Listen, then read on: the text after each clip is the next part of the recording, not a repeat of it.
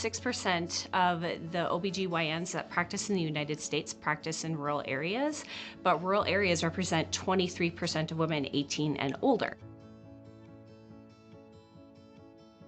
I'm Dr. John Aninis. I'm an obstetrician gynecologist at Sanford Health in Bemidji, Minnesota. We're pretty far north, but there's still patients who drive 2.5 hours to come for a visit with me or my partners. Those women still live in those areas and need care. So when you're thinking about driving 30 minutes, 60 minutes, 2.5 hours to care, that's a big deal.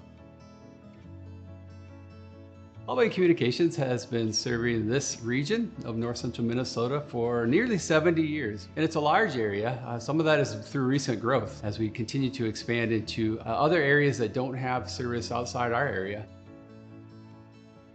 In a rural area like ours, where you may be a long ways from a bricks and mortar institution, whether that's a school or a hospital, those connectivity options are just that much more critical. I would argue it's more critical for rural America because of those distances and challenges that a rural nature, a rural area like ours brings. When the pandemic hit, we were already in the process of trying to create an opportunity to promote telehealth within our practice.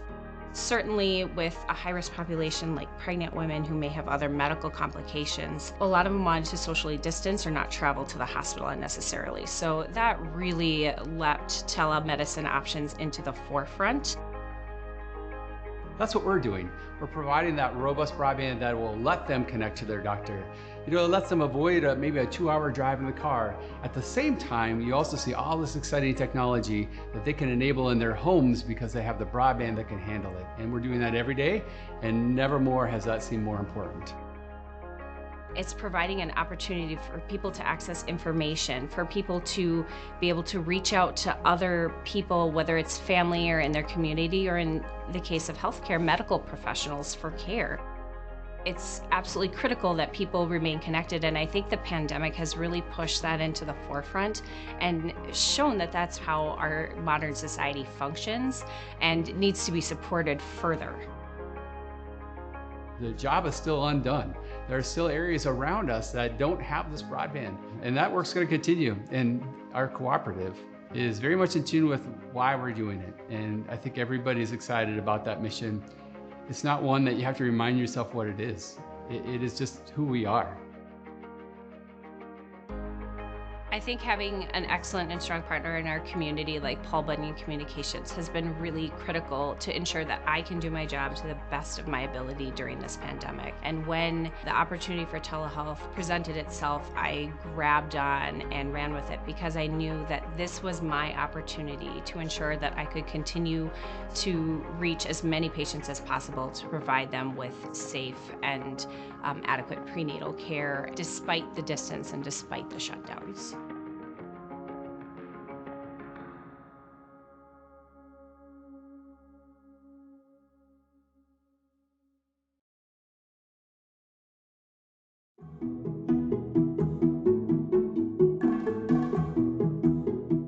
Hi, I'm USDA Undersecretary for Rural Development, Xochitl Torres Small.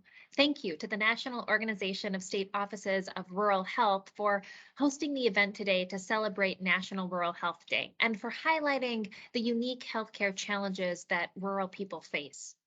Under the leadership of President Biden and Vice President Harris, USDA is committed to making sure that people, no matter where they live, have access to high quality healthcare services.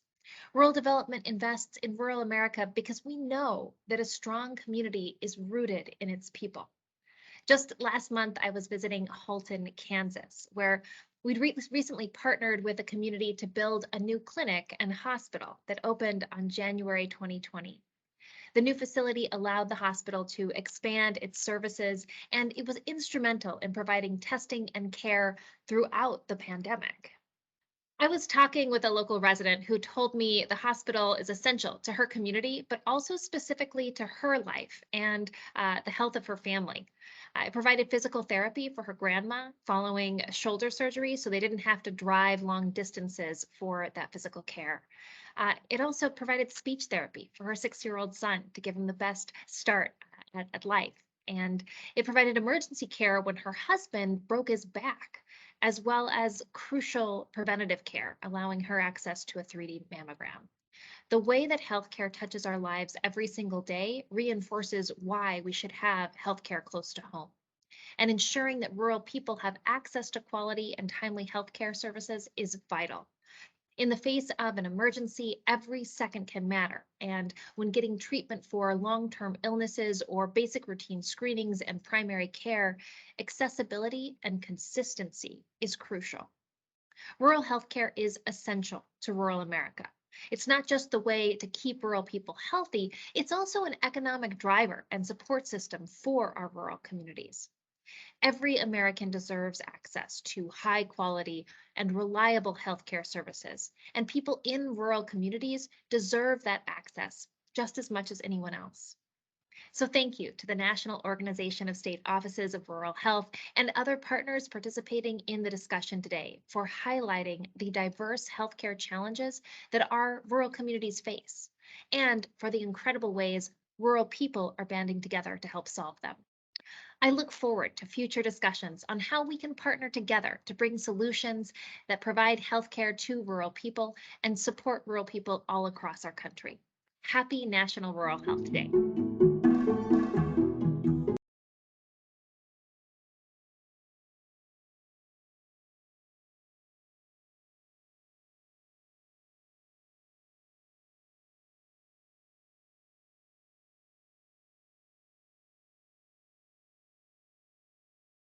Good afternoon and happy National Rural Health Day. My name is Natalie Claiborne, President of the National Organization of State Offices of Rural Health, otherwise known as NOSORH, and hailing from the great state of Montana. And with me today is Robert Dumig, NOSORH President-elect and Director of the Oregon Office of Rural Health. And today, Robert and I are your tour guides. It's such an honor to be with you today, celebrating our 12th annual National Rural Health Day. For this year's event, we are expanding the lens of rural health to explore the outstanding work of collaborating rural health stakeholders, all of whom are driving change and going the extra mile for nearly 61 million people who live in America's rural places. If this is your first time joining us for the official NOSORH event, we welcome you. And if you've been a part of this program in past years, we will continue our tradition of incredible programming and celebrate and also highlight the power of rural. Today, you're going to hear from rural partners whose work is either directly or indirectly advancing rural health. From the United States Department of Agriculture to experts in broadband, philanthropy, public health, and from those who represent the millions of people working on the front lines of America's rural hospitals, clinics, community health centers. Today, Robert and I have the privilege of introducing you to each of our guest panelists by mission-minded partner category. So first up, it's my pleasure to introduce Kelly Kubina. Kelly serves as the USDA Rural Health Liaison in the Rural Development Innovation Center. Kelly most recently served as the Deputy Chief Innovation Officer in Rural Development, and prior to that served as the Director of Engineering and Environmental Staff in USDA's Rural Utilities, Surface Water, and Environmental Programs in 2015. Before joining USDA, Kelly served in various positions spanning 17 years at the U.S. Environmental Protection Agency. Thank you, Kelly, for being with us today. Next, please help me welcome Armando Valdez. Armando is the State Director of the USDA Rural Development Office in Colorado. A native of the San Luis Valley in southern Colorado, Armando was raised on a farm and ranch consisting of cattle, sheep, small grains, and hay. Armando continues to be actively engaged with his family farm and ranch, along with his wife and children. In addition to his passions for agriculture, Armando spent over 2 decades as a professor and administrator in the higher education system in Colorado. At Adams State University, Armando initiated and developed a healthcare administration program, which focused on preparing rural healthcare managers and administrators. Thank you, Armando, for joining us. So, Kelly, let's kick off the conversation with you. I think many folks might be surprised to learn about the work that USDA is doing to advance rural health. Please share with us the highlights of that work and the ways that USDA is driving change. Thank you, Natalie. Thank you for having me as part of your event. I'm really excited to be here. As Natalie mentioned, my name is Kelly Kabina, and I am the USDA Rural Health Liaison, which may cause you to wonder, what is a Rural Health Liaison and why does USDA need one? Just to give you a little bit of background on that, in 2018, Congress created the role and its mission in the Farm Bill. They listed 9 things in the Farm Bill that collectively boil down to coordination, collaboration, and data and information sharing across USDA between Health and Human Services and USDA and with our partners and customers around rural health. I was fortunate enough to be appointed to the role in late March of this year. And while I sit in the Rural Development Mission Area, I work across USDA with all the mission areas to support rural health. My priorities in these first few months, My priorities in these first few months have been building connections across USDA and with HHS and other partners, developing tools for USDA staff, like a rural health inventory of USDA programs, which is an internal tool to help our staff find programs across USDA that support rural health. As I round out a bit over 7 months on the job, I'm excited to be working in this area and engaging with folks like NOSORH in the rural health space. So many organizations and sectors are recognizing the importance of not only quality rural health care, but also the other community and individual factors that play a big role in health and that we often refer to as the social determinants of health. So I want to reiterate that rural health is really important to USDA. In the last 10 years alone, the Rural Development Mission Area has invested almost $10 billion in health-related projects, with $2.7 billion of that just being in the last 2 fiscal years. Our Food and Nutrition Service has been integral in leading the whole of government approach to improving the nation's nutrition security by fully leveraging the more than 15 nutrition assistance programs that they have, and also partnering across USDA to take a department-wide approach to ending hunger. Our National Institutes of Food and Agriculture Cooperative Extension Program has been working to advance personal health since its inception. In 2021, the Extension Committee on Organization and Policy Health Innovation Task Force updated the Cooperative Extension's National Framework for Health Equity and Well-Being that guides system-level changes to further advance Cooperative Extension's work in the area of health. In the spirit of collaboration carpool, I wanted to give some examples of collaboration. So recently, I was invited to attend the Come to the Table Bringing Healthcare and Nutrition Together USDA National Nutrition Security and Healthcare Summit, which was held in partnership with Health and Human Services on October 25th. The summit was sponsored by USDA's Food and Nutrition Service as a follow-on event to the White House Conference on Hunger, Nutrition, and Health that was held in September. More than 200 healthcare, federal, and community leaders came together to discuss ways to support Americans having the resources they need to access nutritious foods that support good health. There were lots of opportunities to collaborate, and it was frequently the topic of conversation at the summit, especially how healthcare and services like SNAP and WIC can work together to provide referrals.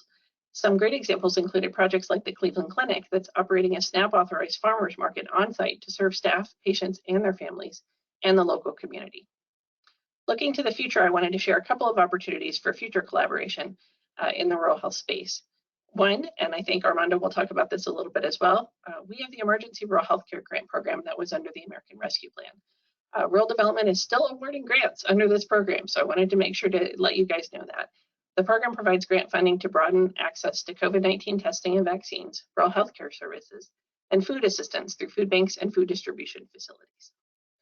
Another key initiative is the Rural Partners Network. USDA is leading the Rural Partners Network, which is an alliance of federal agencies and commissions working directly with rural communities to expand rural prosperity through job creation, infrastructure development, and community improvement. Secretary Vilsack and Ambassador Rice, you may have seen, recently announced a second cohort of Rural Partners Network in 4 more states and in Puerto Rico. They announced that on November 3rd, and that expands on the 5 states that were already launched earlier this year. A Rural Partners Network team supports each community network to address the community's specific needs and concerns and build on local assets. The Rural Partners Network provides a great opportunity for federal, local, and private partnership to work on community priorities like affordable housing, workforce development, access to healthcare, broadband, and safe and nutritious foods, and improved water, sanitation, and transportation infrastructure. The community priorities frequently do align with the social determinants of health, so I think this is a great opportunity for the healthcare sector to play a role.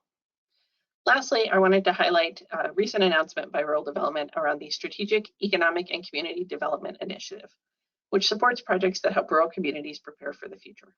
6 of Rural Development's programs reserve funding for multi-jurisdictional and multi-sectoral strategic community investment planning projects. Those programs are our community facilities direct loan and grant and loan guarantee programs, water and waste disposal direct loan and grant and loan guarantee programs, the rural business development grants, and Community Connect grants. For all the programs except for Community Connect, you would contact your USDA Rural Development State Office for more information. The Community Connect program will issue a funding announcement in the coming months. But through collaboration across sectors and jurisdictions, rural communities can apply for the Strategic Economic Community Development funding for important projects that can support rural health, like healthcare facilities, public safety vehicles, water treatment, technical assistance and training for small rural businesses, and broadband facilities for communities without service. That's just a few examples of some opportunities for collaboration. I'm really excited to be serving in this role and working with great folks like our next speaker, the State Director for the USDA Rural Development in Colorado. Please reach out to USDA staff in your state or to me for more information. Thank you. Thank you, Kelly, for all that great information. And it's wonderful to hear how USDA is collaborating to address health and social determinants of health through all your grant programs and awards, or grant programs and programming. So next up, we have Armando to discuss that, like state offices of rural health, we can find a USDA rural development office in every state. So can you share with us how your office is working in Colorado to advance health, and which might give our listeners an insight into how USDA centers work in their states as well? Absolutely, Natalie. Thank you, and happy National Rural Health Day. Very excited and honored to be here today. And I want to thank Callie for kind of setting up what USDA can do to be a great partner in all of our rural communities. Well, hello, everyone. I'm Armando Valdez, State Director for USDA Rural Development here in Colorado. I love all aspects rural, especially rural healthcare. It's something that just is one of the key pillars to our rural communities, along with education, our faith institutions, our business community. But really, there's a key focus on healthcare because it's about the wellness and what really supports all of our lifestyles.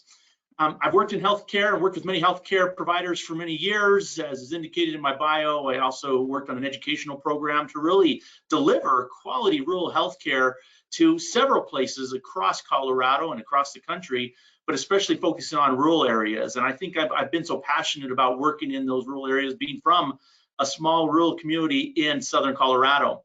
So if we start looking at the role of USDA and rural development in healthcare, part of it's being the key partner, especially for all the challenges that face all of rural healthcare providers at this time. Going around the state, I've heard the mantra several times is that a zip code should not be an indicator of just how you live, but whether or not you live. And we want to ensure that there isn't that trade-off that you have to sacrifice quality healthcare, quality education, quality lifestyles to live in a rural area.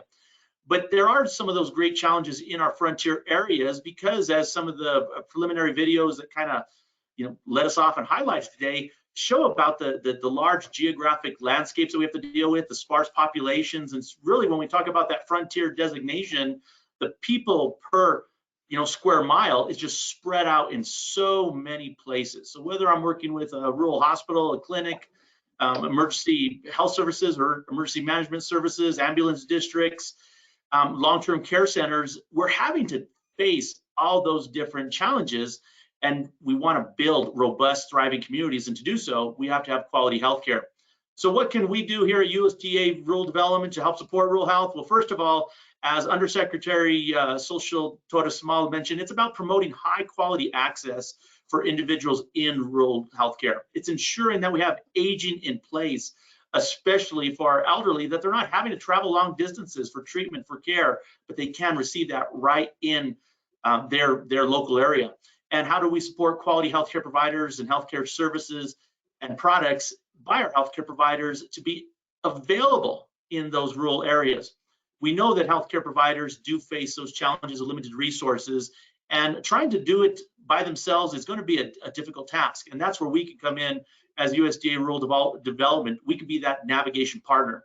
In the slide that you see on your screen right now, USDA Rural Development, we can really do everything in a community and really build an entire community. What you don't see up there, what people usually think of us about, is about the agriculture, the farm and ranch production. Well, we do that in USDA. We do that out of our team agency of Farm Service Agency. So Farm Service Agency works on that farm and ranch production Rural development works on everything else. Conservation, it's handled by our other agency of Natural Resource and Conservation Services. Rural development works in the economic, community development, health and lifestyle development, and of course, healthcare support and development. A couple of programs I do want to highlight, some that Kelly mentioned, but one I really want to focus and highlight on, especially for building infrastructure, facility infrastructure, and equipment support, is our community programs area, specifically community facilities. Here we offer loans and grants for building up and rebuilding critical infrastructure. Many facilities that I've toured around the state of Colorado, and I'm sure it's the same in many states around the country, is a lot of these facilities, they were built back in the 40s, the 50s, and the 60s. But we're talking about 60, 70, 80 years ago, and there needs to be a rejuvenation, especially with the pace as healthcare technology is improving. And so USDA can provide direct loans where we are the lender, or support guaranteed loans where healthcare facilities and healthcare partners and providers go with a local lender or a regional lender or a national lender, and USDA Rural Development becomes the guarantor on those loans. This helps in two ways. Well, for that local lender, they can lend beyond their lending limits because the guaranteed portion of the loan does not count against their lending limits. But the guaranteed loan works at market interest rates. If healthcare providers are eligible, they can come for a direct loan, which can work at those subsidized rates, and they really can assist limited resource partners. We can also finance equipment, or we have grants for equipment. Community Facilities offers grants available. We don't have a great allocation or a huge allocation, so we'd like to focus it on equipment, but it can be used for any of those buildings and facilities as well. It's just that the servicing obligations that go along with them tend to be for a longer period of time, and most providers want to eliminate those service requirements sooner rather than later, which is why we sometimes focus on grants on equipment. But any USDA field office or state office can help guide and assist on providing those resources to support community healthcare facilities under our community facilities program. So that's a big one, and that's a huge one, because that provides a direct capital access and financing access for all those healthcare providers. The other one that Kelly mentioned was our emergency rural healthcare grants. This is one we're hoping that the Farm Bill will make permanent. We're up with Farm Bill development coming up here soon, and it's a special program that we've had over this past year, really focusing on COVID recovery and COVID impact. It may have looked at for rural providers to help them offset some maybe lost revenue that came out of COVID. It may be working to help communities become more COVID resistant, and hopefully as we're moving beyond COVID, working to become more resilient and resistant to future health ailments or health impacts and health aspects that may come into our communities. And as Kelly mentioned, money is still available. So I strongly encourage you, and these are 100% grant. So I strongly encourage you to contact your state office with USDA Rural Development to see how it might fit, or how your operation might fit with the emergency rural healthcare grants. They're up to $1 million with some of the tracks, and so we can work with a lot of flexibility when we focus on that COVID recovery, that COVID resiliency from communities that have had to face that COVID impact. Another program I want to highlight is our distance learning and telemedicine program. Really focus on promoting telehealth. Again, in some of the preliminary videos, talked a lot about telehealth. I talk to individuals often who have to travel 45 minutes, an hour and a half for a 10-minute, 15-minute appointment. Now, we don't want telehealth to supplant or eliminate, available access and primary access within the community. We want that to still be in person, that you can engage with your healthcare provider. But there may be strategic opportunities to use telehealth, especially as we support high-speed and broadband access, to make it much more quality availability in our rural areas, so that individuals, for those short checkup appointments, connecting with a follow-up with a provider, can do so through our telehealth access. Again, primary access, we want to have that presence in person in your communities, but how can we strategically use some of these technology tools that we've had to use so much over the past few years, and learn how they can be beneficial to us, even in the webinars as we're using now. Also, one point with our distance learning and telemedicine programs, there's been a 20% set aside specifically by the Secretary of Agriculture for treatment services for substance abuse and substance abuse disorders. We know that mental health can be an impactful situation in many of our rural areas. Some individuals are looking to self-medicate in some situations. How can we look to assist those individuals that have fallen into those substance abuse disorders? There's been a set aside for that. So if you're looking to provide, some of those services, please look into our telemedicine program. And again, contact me, contact one of our offices. We will be happy to help. At USDA Rural Development, we are focused on quality health comes in all of our rural areas. As I said, I'm very passionate about it. I'm a rural resident. I tell people all the time, my superpower are my lived and engaged experiences in rural areas, and that superpower is not exclusive to me. It's how we leverage that superpower in all of us to be able to provide and advocate for this high quality healthcare access. But USDA Rural Development is a dedicated partner to assist all rural healthcare providers in primary care, secondary care, tertiary care, long-term care, skilled support care, and all facets associated with high quality care for physical and mental wellness. So it's been an absolute honor to be here today, to be able to represent USDA Rural Development. And if you need more information, please do not hesitate to reach out to one of your state or field offices with USDA Rural Development. Thanks, Natalie. Appreciate the opportunity today. Thanks, Armando. And I love how you describe that as a superpower, because it truly is. And we really appreciate you sharing how we can collaborate with our local centers and offices, or regional offices and centers. Thanks. Yes, it is. And you have it up there in Montana. Thanks. So let's keep moving. We're going to pass the baton to, or the steering wheel, I should say, to Robert. Who do you have as our next two collaborators? Thanks, Natalie, and happy National Rural Health Day, everybody, from the great state of Oregon. Our next collaborators come to us from the broadband industry, and you might be thinking broadband and rural health. As these past few years have shown us, broadband is vital for rural healthcare providers interested in using electronic health records meaningfully. And broadband helps reduce barriers to care for people who live long distances from healthcare services and those with transportation and mobility issues. And telehealth offers patients and healthcare providers a broader option to monitor and manage chronic illnesses and diseases in rural and remote areas. But that's just scratching the surface. So I've got two experts here to help expand our understanding of the intersections between broadband and rural health. First up, it's an absolute pleasure to welcome Shirley Bloomfield, CEO of the NTCA, the Rural Broadband Association, to our Carpool. NTCA, the Rural Broadband Association, is a premier association representing nearly 850 independent telecommunication companies that are leading innovation in our frontier, rural, and small town American communities. Under Shirley's leadership, NTCA has promoted public-private partnerships among rural communication providers, the U.S. Department of Agriculture, and the Federal Communications Commission, resulting in hundreds of millions of dollars flowing into our rural communities to advance broadband networks and help close the digital gap. And we all know there's a lot to go yet. So we are very excited to have you here with us today, Shirley, to tell us a little bit more about what you're doing and help us better understand why broadband for rural is so important. Can you tell us a little bit about the work NTCA is doing and how it relates to advancing rural health? Robert, it is a treat to be with all of you here today and to share some of these stories. We started off this whole webcast with the video that you saw of Paul Bunyan Communications up in Minnesota and what they're actually doing on the ground with telehealth. So it's an honor to represent companies like Paul Bunyan. Excited that you're going to hear from Gary Johnson in just a bit. He's one of my heroes in this space. But just setting the stage, NTCA is a national trade association. We represent community-based providers. So my broadband providers are folks who live and work and send their kids to school in the communities that they serve. So they are thinking 24/7 about how to make those communities livable. And one of the driving forces of livability is frankly access to healthcare. So a couple of things about who we are.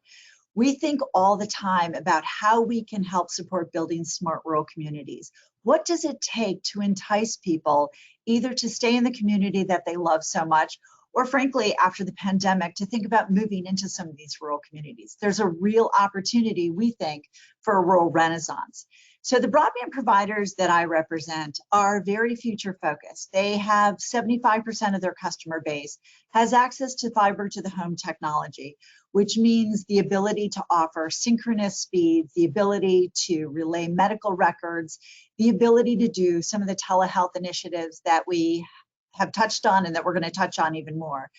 But frankly, the problem is that my companies only serve about 35% of the landmass of the country, which means there's a lot of parts of the rural America that aren't quite as connected as we'd like to see. However, I would like to say that thanks to a lot of initiatives that are underway, particularly with the Infrastructure Act, help is on the way, and there are federal dollars that will be flowing down to the states, which is why I think it's a great time to be talking about technology and the intersection of healthcare and what are all of these different applications and why do they matter. And that is another reason why there's a huge effort underway right now to actually map. The FCC, the Federal Communications Commission, is in the process of figuring out who has broadband, who doesn't have broadband, who's underserved, how we need to aim that bar higher so that we can continue to offer the services that are so important. So I think the first question is, why is broadband, why are broadband providers even talking to you on a discussion about rural healthcare?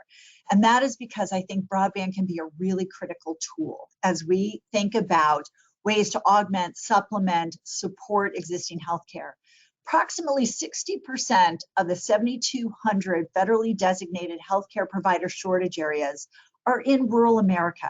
That is significant, whether you're talking about general medicine, whether you're talking about dentistry, whether you're talking about mental health. We also know that rural Americans also tend to have unique healthcare needs. We have an aging population, you have substance abuse, you have a lot of areas that really need that focus. And frankly, the other piece of it that I think is really an interesting component of where things like mental health support being done via broadband tools can be very, very impactful is because these are small communities and there still continues to be a stigma. If your car, your truck is out in front of the local mental health clinic, the ability to offer healthcare and mental health support and substance abuse support to people where they live and where they are comfortable is going to be extremely important. So, you know, I think about the evolution of how my company started thinking about healthcare and how that is an application really integrated into their broadband builds. And the story that really struck me was a general manager of mine who basically was 2 hours outside of Nashville, Tennessee. She had moved there. She had some gentleman working on the roof of her garage. He fell off, broke his arm. They took him to the local clinic. And we're told that it was a Friday afternoon, and by the time they were able to upload the x-rays, shut down all the rest of the equipment to actually send that diagnostic x-ray over to Vanderbilt, the 2-hour drive away, it would be Monday morning before they would actually be able to get the diagnostic care about how next to treat this gentleman. And she literally had one of those aha moments. I run a broadband company. How can I give my local clinic the bandwidth they need to actually do this kind of service in the community that we live in, where we are having access to one of the premier research hospitals in the country? So it's thinking about those practical applications.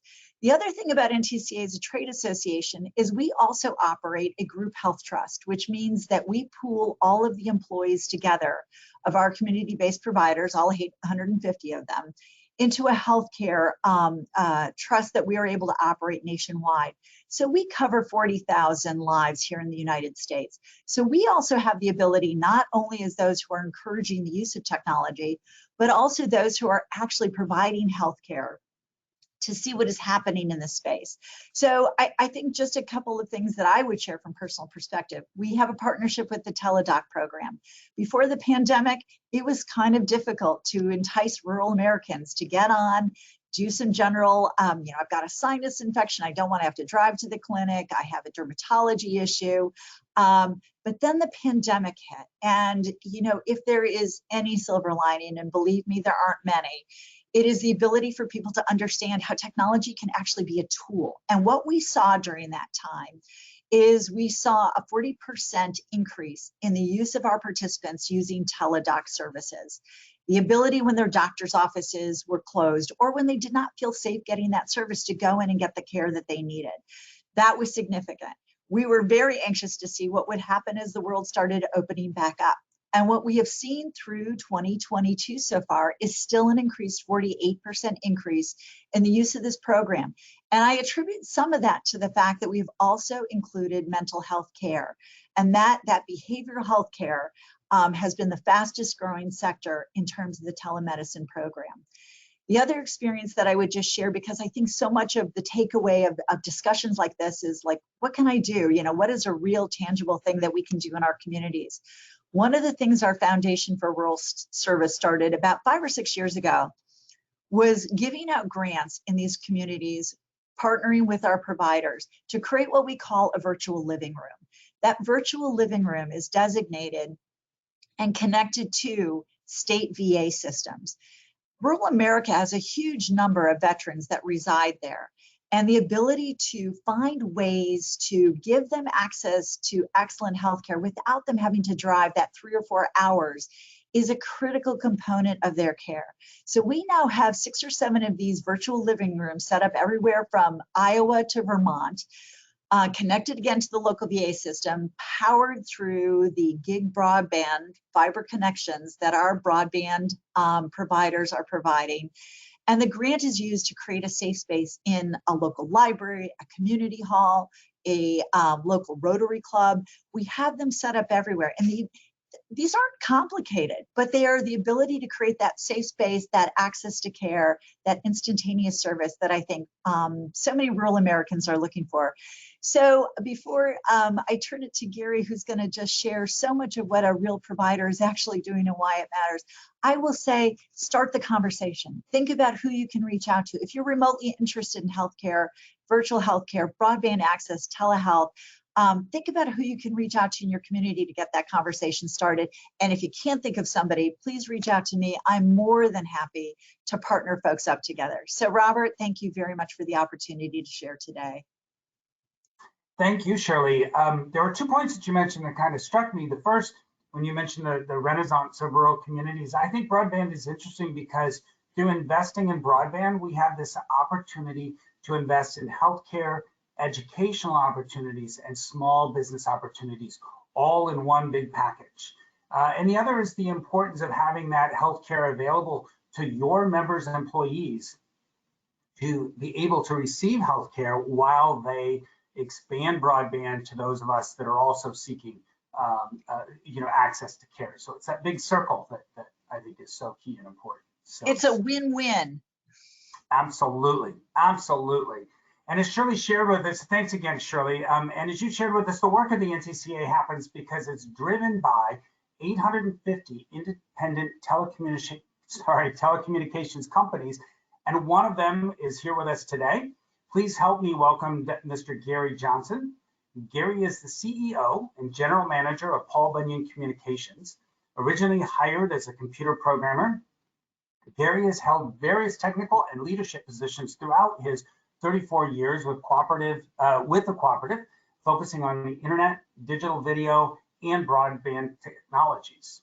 Paul Bunyan Communications is Minnesota's largest broadband cooperative and has received national recognition for the aggressive and successful rollout of the GigaZone, their advanced all-fiber gigabit network, and for the commitment to rural communities they serve. Welcome, Gary. We are so excited to have you with us today. Early in the program, as the folks were joining us, we got to see the video from Paul Bunyan that highlighted all the work that you've done to advance access to healthcare in the rural communities that you serve. Can you talk to us a little bit about how you see broadband and its impact on improving social determinants of health? Well, absolutely. Yeah. Thank you, Robert. Thanks for having me. And I do want to thank Shirley and NTCA for putting that video together. It was a fun project, a fun collaboration, but I think they captured, what is going on here and across rural America in terms of an example of the impact of broadband on telehealth and ultimately on the patients that we're all and residents that we're all serving in these areas. So a little bit about Paul Bunyan Communications. We are a not-for-profit cooperative, a broadband cooperative that was formed in 1952. We've grown to be Minnesota's largest cooperative, as we talked about. And since we were formed in 52, we are 70 years old this year, which is pretty exciting. We've always had that mission of providing communication services where the big guys wouldn't, the big providers, that is, telecom providers. For 70 years, we've been doing that. And as you might guess now, that's not so much about voice service anymore. It's really about broadband. And so for us, as a member-governed, member-owned, and member-operated not-for-profit co-op, it's about mission for us. It's a service-oriented mission. And what that means is it's a focus on getting that service out to those rural areas that need it so much that other providers aren't doing. And that's, as I said, for 7 decades, that's been our mission. With that focus on service and the need for what we're doing, that's allowed us to invest over $200 million in the last 18 years alone to build one of the largest rural fiber networks in the country. We serve about 6,000 square miles of north central Minnesota, which touches all the way up to along the Canadian border.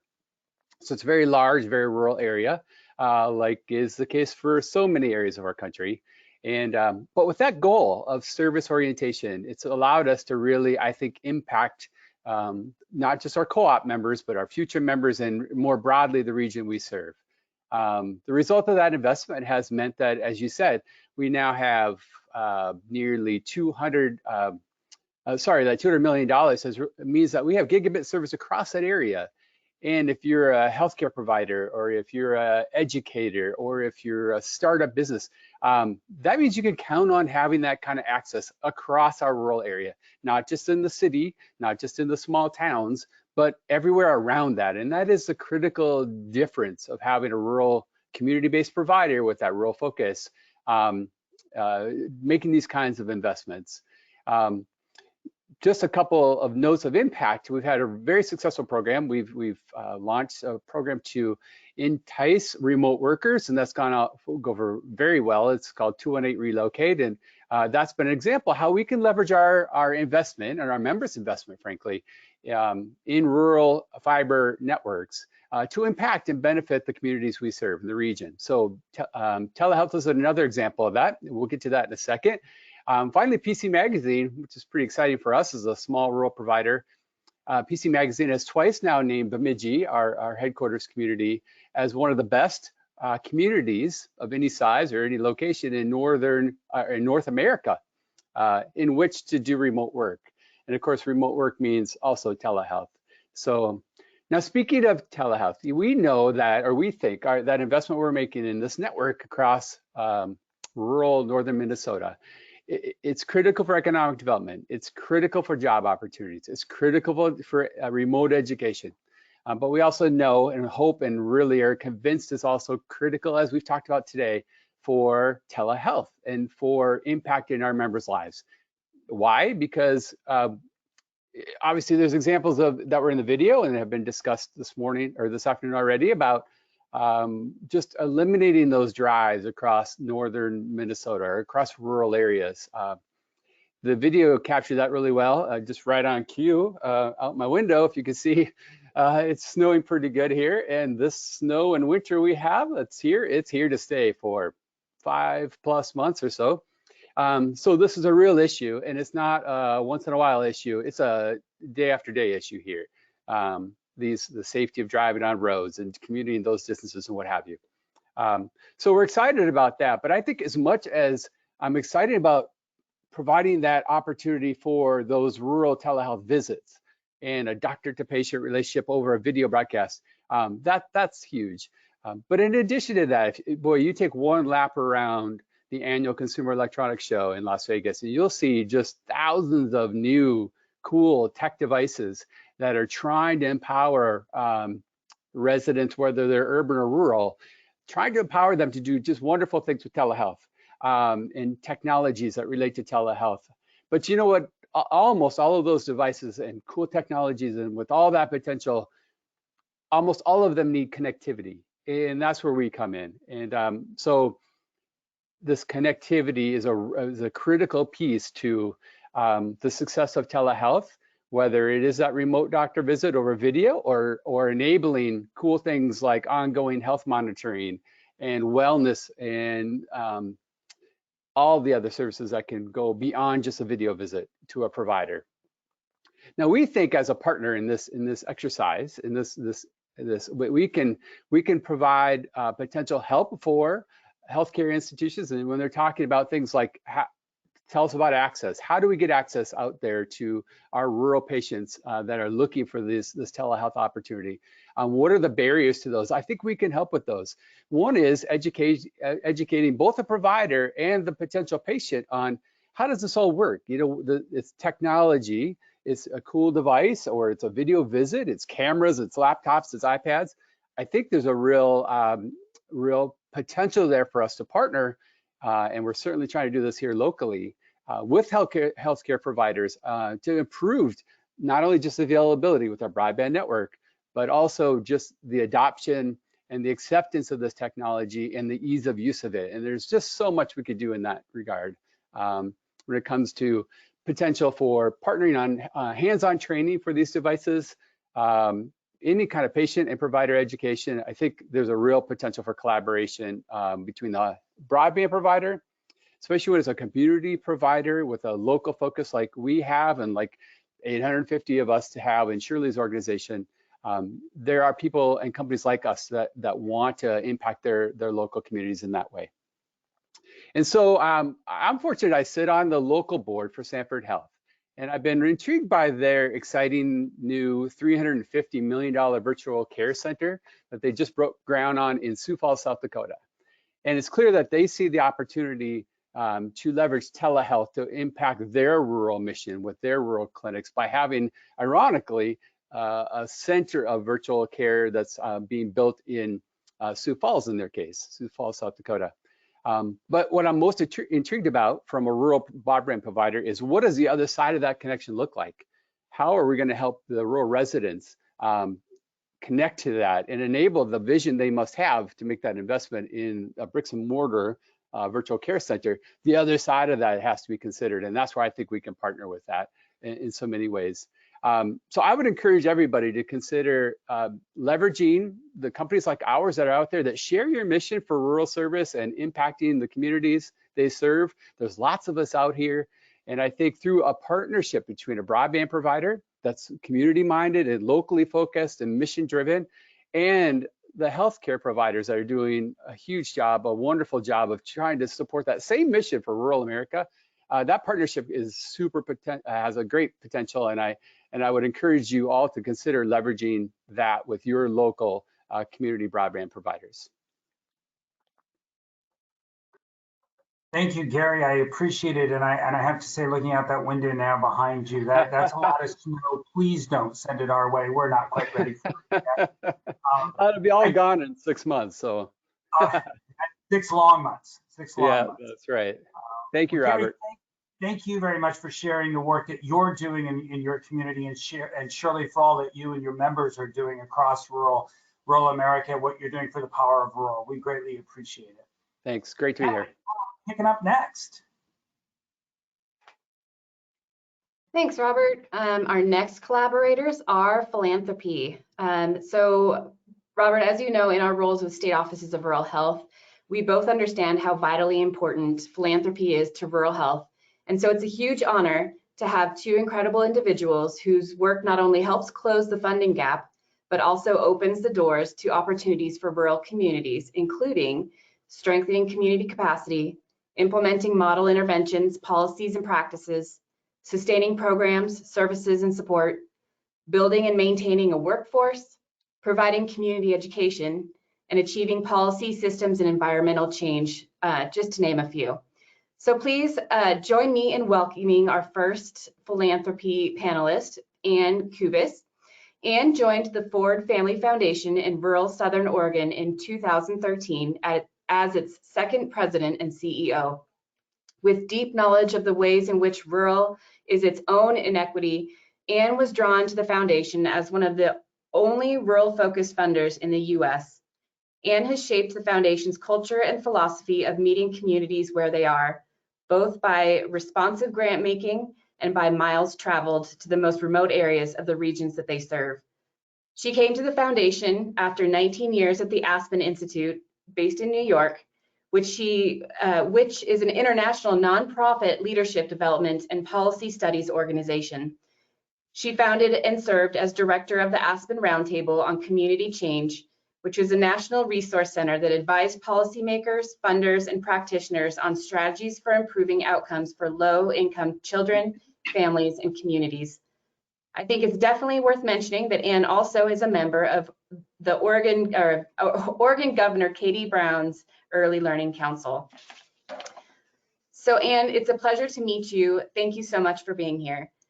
Let's begin by having you share more about the work that the Ford Family Foundation is doing and how the organization is driving rural health change. Thank you, Natalie, for that introduction, and hello to everybody who's celebrating Rural Health Day. For those who don't know the Ford Family Foundation, we're a private foundation located in Southern Oregon, and we serve rural communities across our state and in Siskiyou County, California. And we are very proud to be one of the only large philanthropic institutions in the United States that holds the success of rural people and places as core to its mission. I do want to say that we're not a health funder per se, that is, we don't fund health services, but we're deeply invested in many of the social determinants of health, focused primarily on children and youth, and we do fund some behavioral health programs, especially focused on early relational health, child abuse prevention, and social emotional health of young people. The main way that we go the extra mile is that all of our work is based on what we call community building.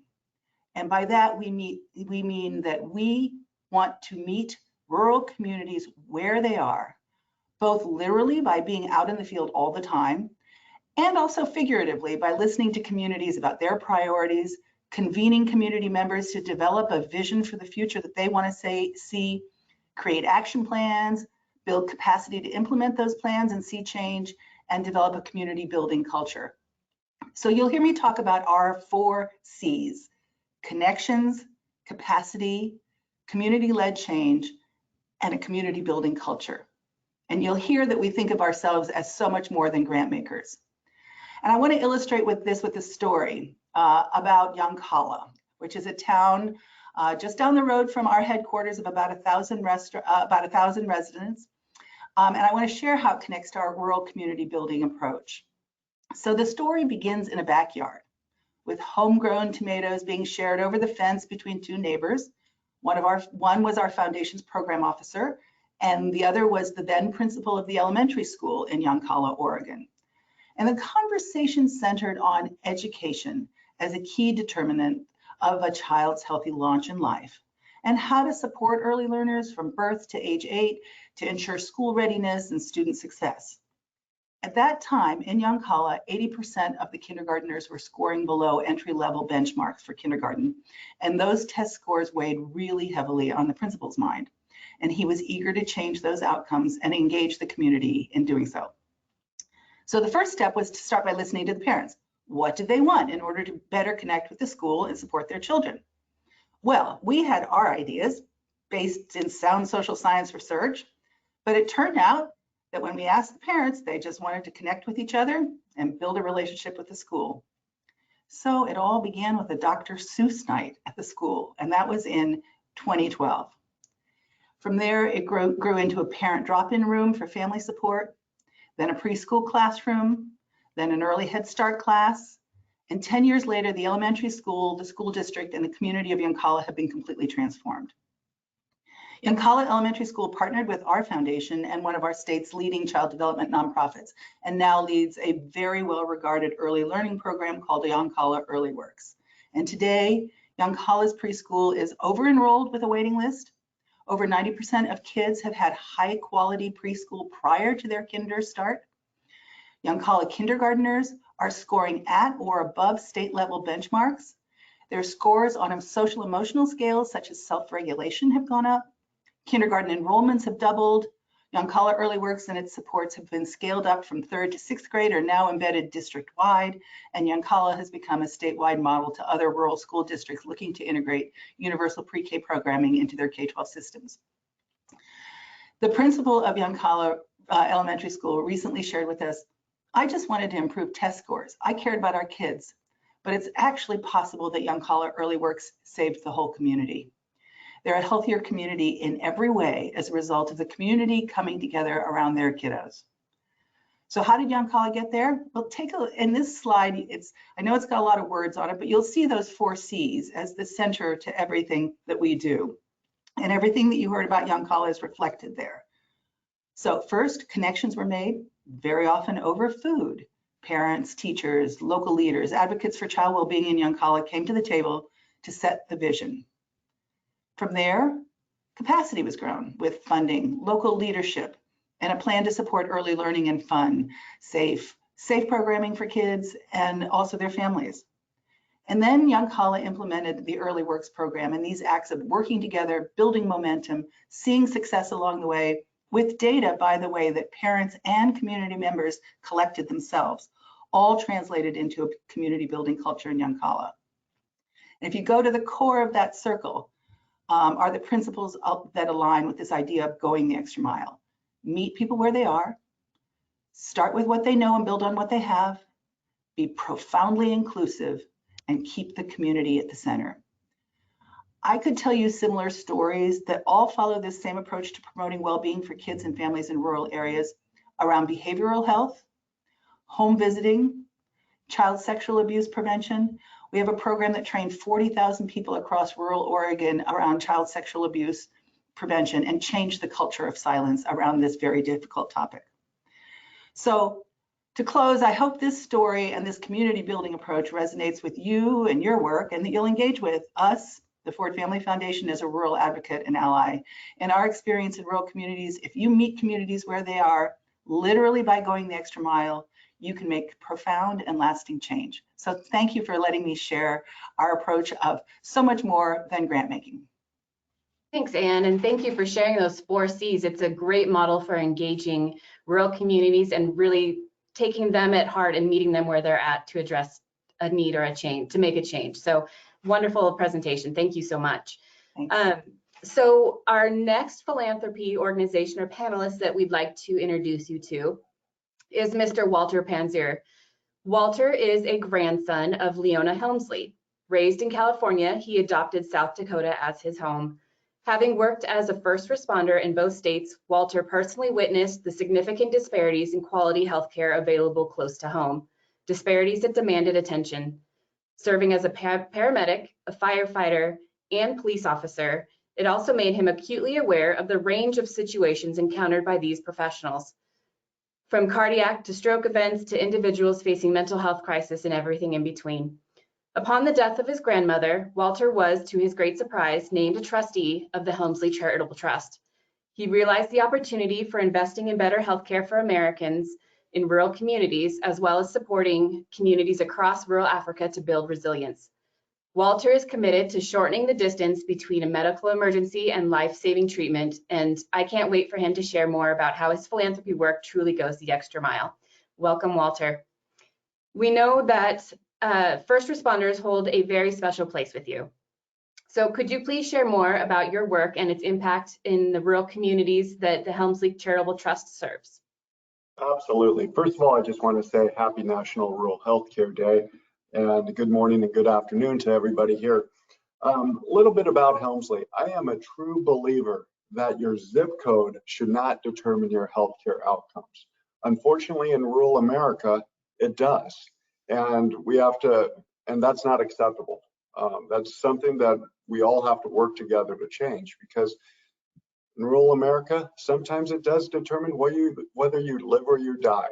And what we believe at the Helmsley Charitable Trust is leveling that playing field. As you can see on the slide, since about 2008, we have made over $614 million in grants across our 8 states that's indicated on the map. Through these partnerships, we're improving outcomes in cardiac treatment, cancer care, behavioral health services, and emergency training.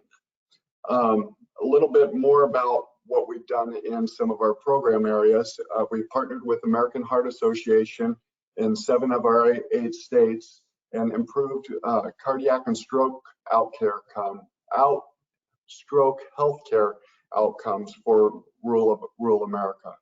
We've also had many initiatives to partner with our first responders because in rural America, when there is a medical emergency, a lot of times the sheriff's office, the police departments are the first to show up on scene because they're the paid employees, where everybody else is pretty much, the community is relying on volunteers, and the sheriff's office and police departments are the first ones to show up.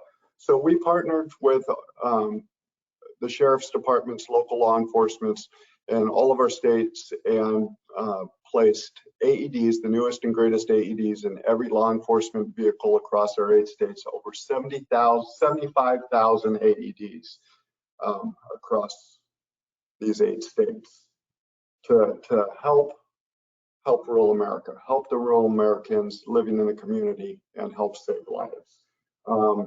That's been relatively new. It's been going on the last 3 years, and we're seeing great outcomes with, so far, dozens of lives saved, deployments of hundreds of times across these 8 states, and it's making a difference and leveling that playing field. We've also invested in telemedicine early on. I like to say that we were telemedicine before telemedicine became cool with the pandemic. We've invested over 100 million in telemedicine over the last 10 years in various areas, such as virtual emergency rooms, virtual pharmacies, virtual ICU units for the tertiary care centers, and now virtual behavioral health. And we've also believe in simulation of motion. As a former paramedic, I understand how difficult and how much training first responders need. And being that most first responders are volunteers in rural America, it's quite a lot to ask for them to take several days off to travel to some of the big cities. Like, for example, in South Dakota, I knew many first responders trying to get their CEUs, traveling to Rapid City, to Sioux Falls, 4 or 5 hours just to get their CEUs. That's a whole day. And first responders weren't always getting their CEUs on time or enough of them. So we came up with a simulator in motion truck, which was high fidelity mannequins with high fidelity trainings that go to the community.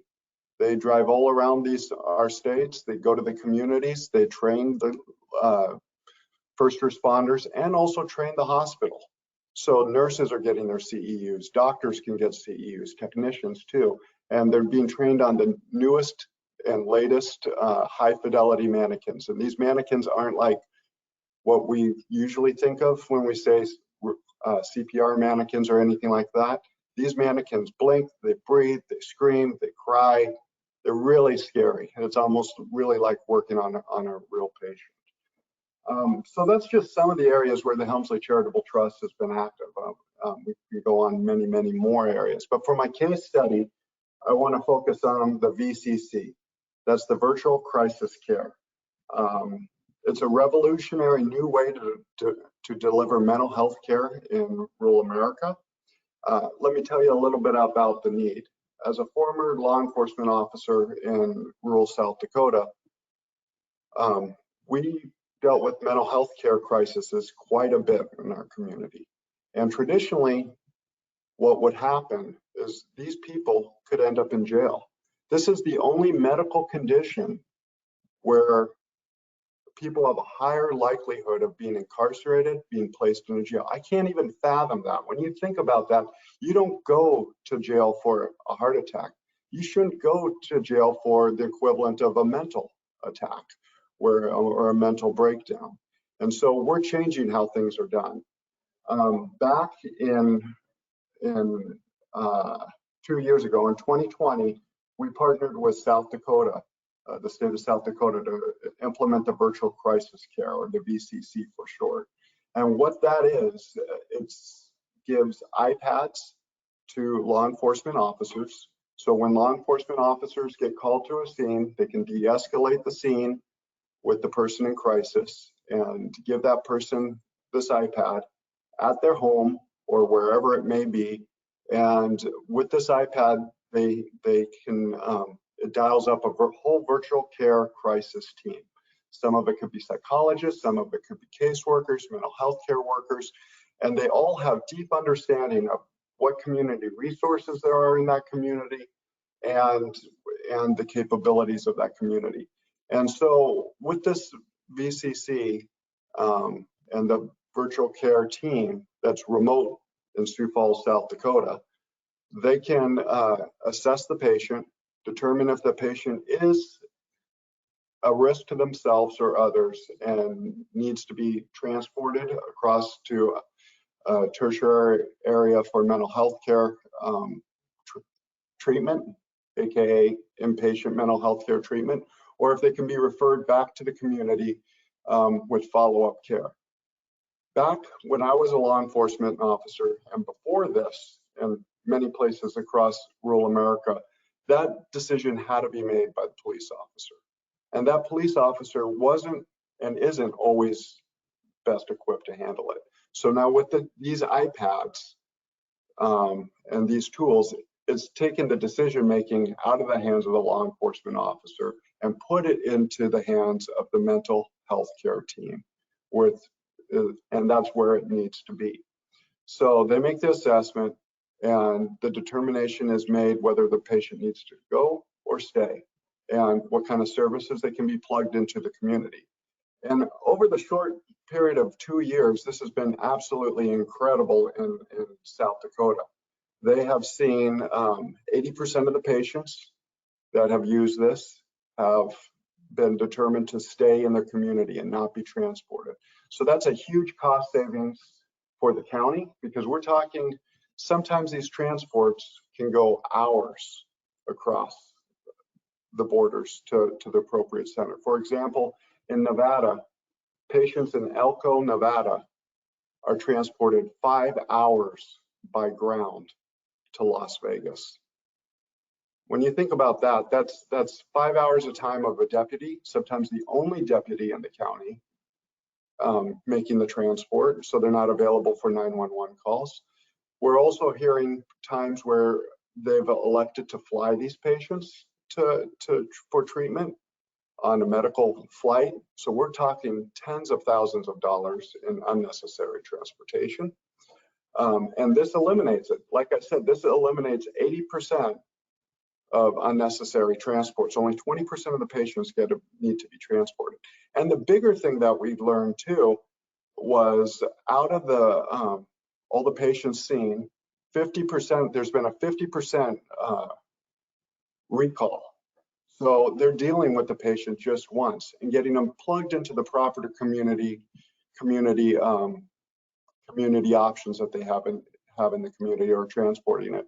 But they're only dealing with this patient only once, where when I was a law enforcement officer, a lot of these people would be frequent flyers. So we're seeing this cut in half. So that's gigantic. So we decided to expand this out to another state. Nevada saw how great South Dakota was doing, and we reached out, or Nevada reached out to us and said, hey, can you help us out? And we worked with their state. We worked with all the stakeholders, from county sheriffs across the state to the governor, to legislature, to private hospitals, public hospitals. We really rallied around all our stakeholders, and we expanded it out to Nevada. So we placed this $3.8 million grant in Nevada just this year, and some of the sites just went live just not even a month ago, to 11 law enforcement agencies, and equip them with tablets now, and with a care team based out of South Dakota. And now we expect the outcomes to be similar. This is something so groundbreaking, something so new, that this is not even, in my mind, only for rural, but this is something that could be used in suburbs.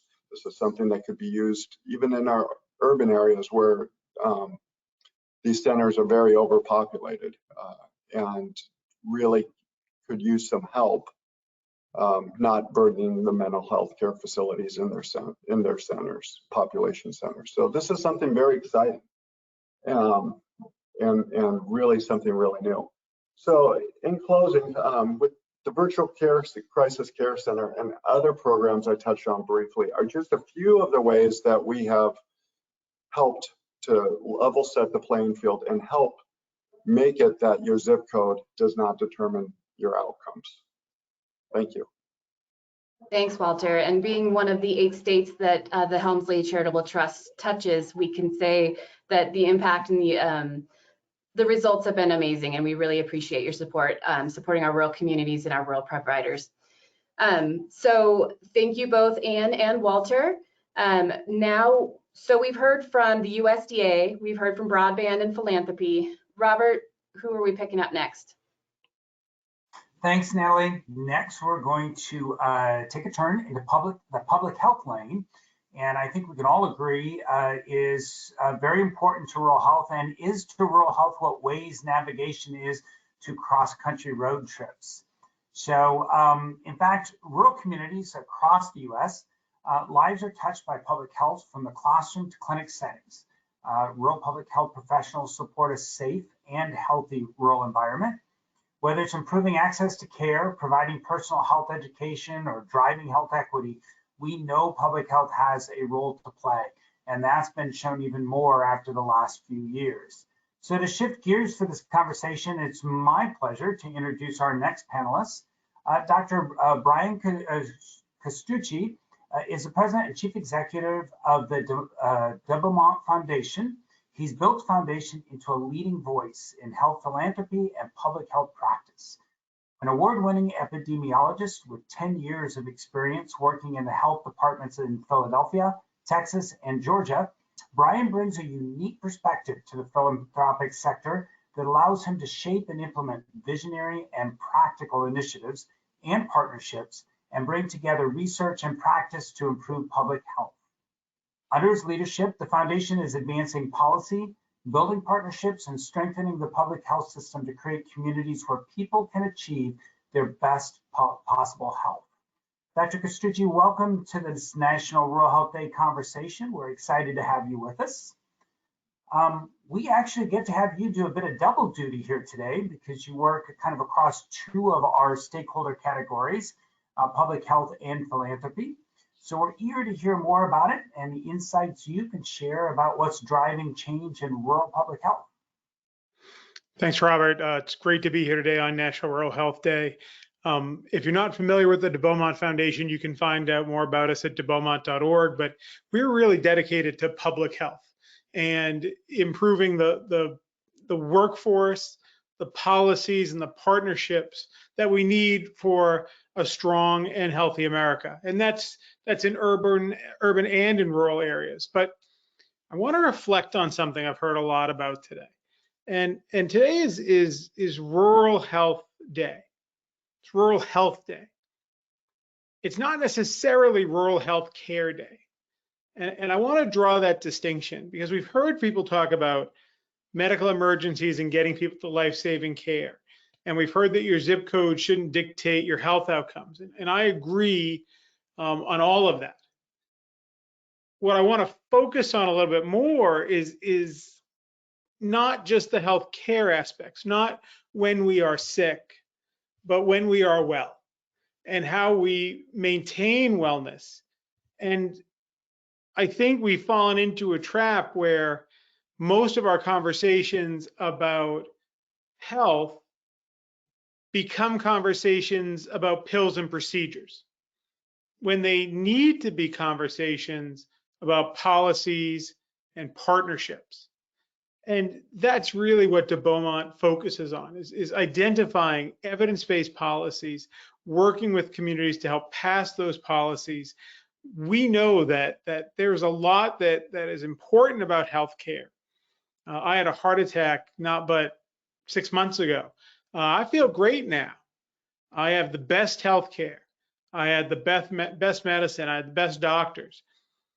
But I had those things because my privilege allows me to have them, because healthcare is very much a luxury item in our country.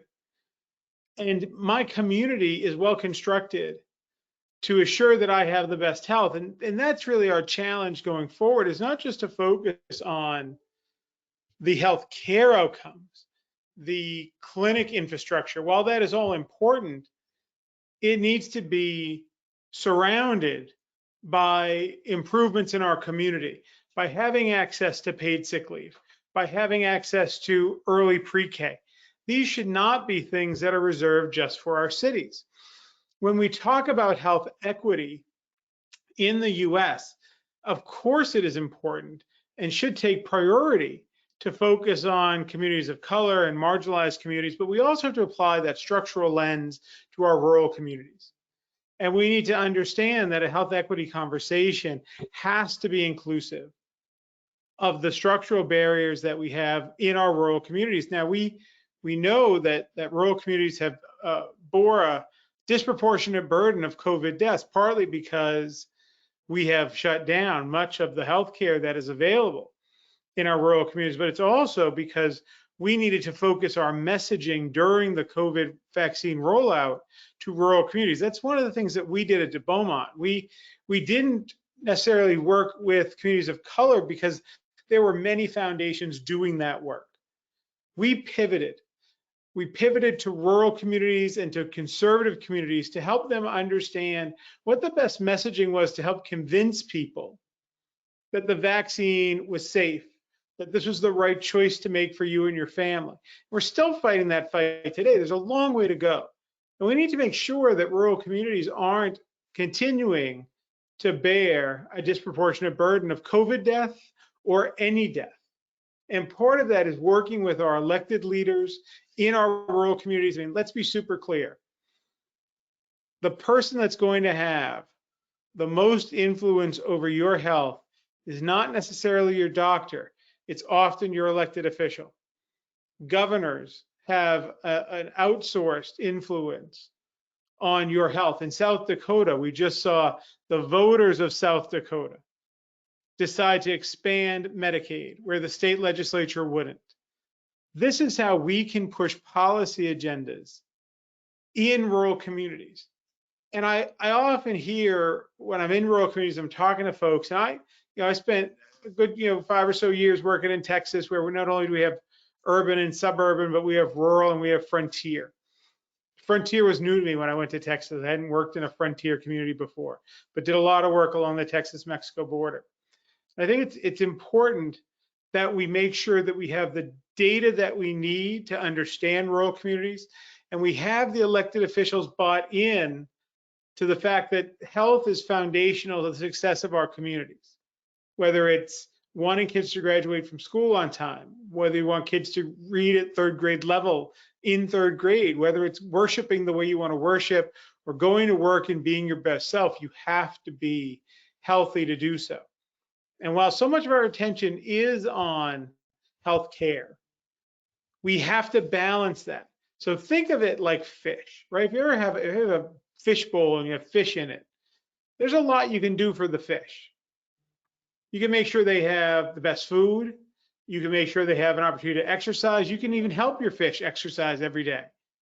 You can make sure you put bowls together so the fish get to see each other and have social bonds. But if you don't clean the tank and change the water, all the fish are going to die. Policy for us is that water, is that tank. And we can't expect to have different outcomes if the rules of the game stay the same.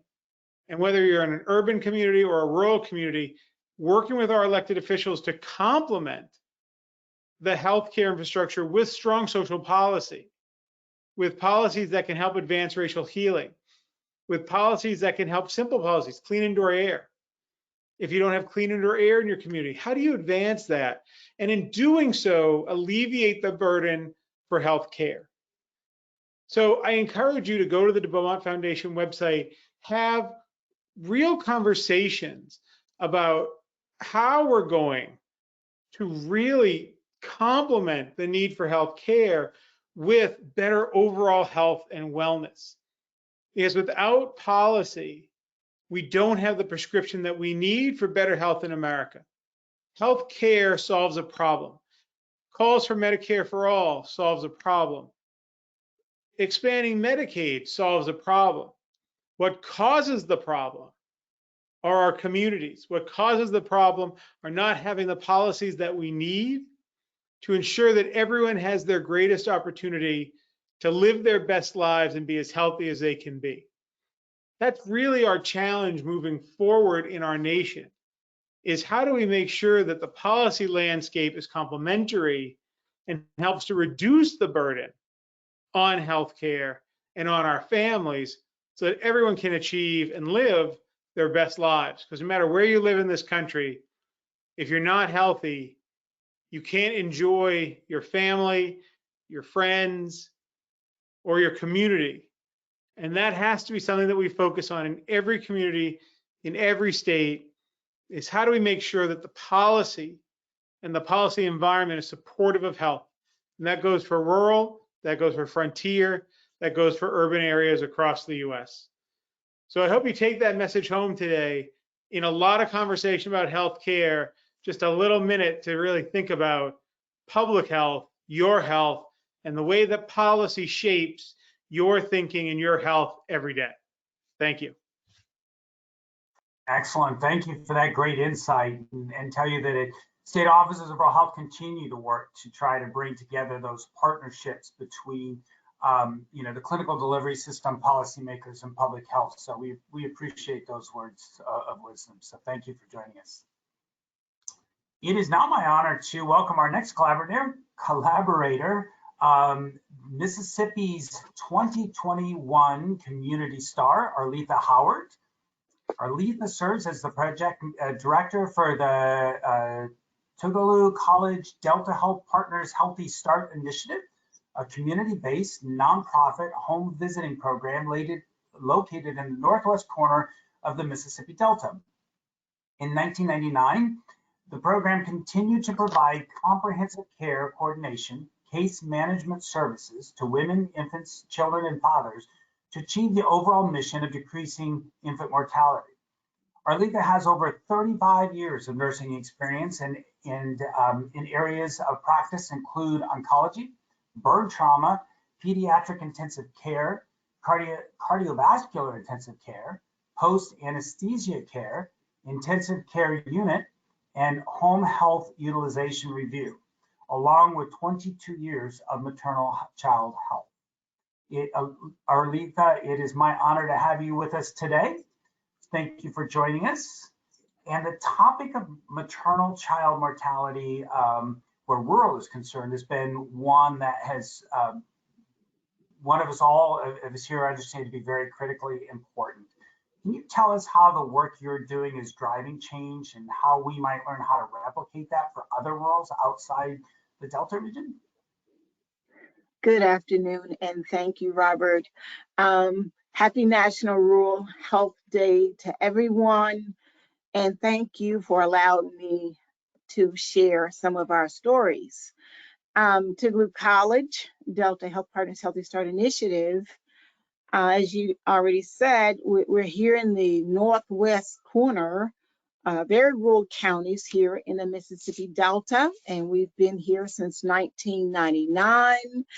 And our team of nurses, social workers, community health workers, and fatherhood practitioners, we are driving our work and trying to do our best to decrease infant mortality. Our areas of focus include improve women's health, improve family health and wellness, promote systems change, assure impact and effectiveness.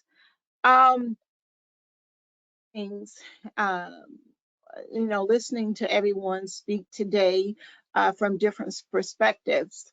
And then with us being a program that, as we call it, boots on the ground, we had a brief interruption there because of COVID, but then we devised a COVID home visiting protocol and got back out there. The people and the families that we work with, social determinants of health is a major part of the intake or the assessment when we first meet these ladies and young men. And this assessment includes, basic information like demographic information, educational attainment, whether or not they're employed, job readiness skill, Do you have a medical home? Where you live, do you feel safe? Do you have access to internet? Who's included in your support system? How do you define your family? We're screening for intimate partner violence. We're doing a depression screening on everyone. Do you feel you are living in an area that discriminates against you? What income do you rely on to meet your basic needs? Are you enrolled, or do you know about your entitlements that you have in your community? And so based on this, we decide how we're going to work along with the family. How are we going to work? What are our goals? What are we going to focus on? One of the things that we have found very, very effective is what we call the Community Action Network, and we like to call it the CAN. This is a convening every quarter, and what it does, it is located in all 7 of the counties in which we serve. And the CAN serves as an advisory board. It represents the people we serve. So these are Healthy Start consumers, key stakeholders in the community, and other agencies. They develop a common agenda for that community. Partnerships are formed, resources are shared, and through that sharing, our collective impact is stronger. And what we do, we can reach more people. Some of the things because of the CAN that we're able to bring to rural communities are events to help men understand the importance of their health, men's health awareness. Do events of National Infant Mortality Awareness Month. What can we do to save our babies? Smoke-free environments, secondhand smoke. Partnering with the health department to other trainings for our staff to make sure our babies are properly restrained with car seats, safe sleep, our babies sleeping safely and not co-sleeping. As you know, across the Mississippi Delta, we're still faced with a lot of food insecurities. And so through the CAN, we can link families with food banks. When are we going to have scheduled food giveaways? Food prescription plans through the USDA. Helping our families locate housing, the applications that's required, whether it's the birth certificate, the ID. Teaching our families how to navigate using Medicaid transportation when they have scheduled appointments that don't have transportation for. So those are a lot of the things that the CAN helps us do by every community deciding what do we need to do in our community. I was listening to a lot of the broadband presentations, and I think about our mental health clinician that we have on board with our project for our men and our women that score above the threshold on their mental health screening. Through broadband, she was able to deliver those mental health services. Our Healthy Start team, because we have Wi-Fi, hotspots, and laptops, they will still able to reach out because they're outstationed in the communities in which they work, that they can still key in their data and essential information. Then I think about how our project strengthens public health. We promote it through promoting community-based participatory research. Currently, we have a partnership with Tulu College's biology department, as well as the University of Mississippi Medical Center Oncology Department, and we're studying triple-negative breast cancer. When we look at the Healthy Start women that we're serving here in the Delta, knowing that this particular breast cancer targets women of color, childbearing age, that it is a very type of aggressive cancer and that it has a poor prognosis.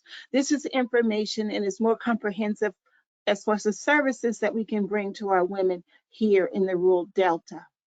Sharing data at the local level, county by county, findings from the Fetal Infant Mortality Review, as well as the Maternal Mortality Review Committee, to raise awareness of preventable infant deaths and maternal deaths that impact our communities. Our communities need to know that co-sleeping, suffocation, this is what it looks like. So we bring that to the community level. Teaching our clients how to advocate for themselves, that screening, looking into resources for the uninsured.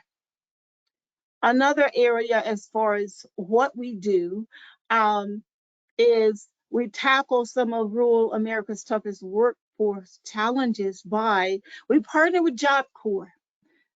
We partner with the junior college skilled technology programs because some of our moms, you know, just teach me a skill and I can work and I can sustain my family. The graduate education development program to link as far as achieving their GED or equivalent. School of Nursing, School of Social Work. We are a field service placement site for School of Nursing, School of Social Work, Miracle Vista, as well as for temporary assistance for needy families for job readiness skills. Final thing I want to say is that our Healthy Start project is one of 101 in the nation that are in areas where we have high rates of infant mortality. And that collectively and pulling together with other partners in the community, we can decrease infant mortality, we can decrease maternal mortality, and improve overall health and promote health equity for all folks in the community. Thank you for your time.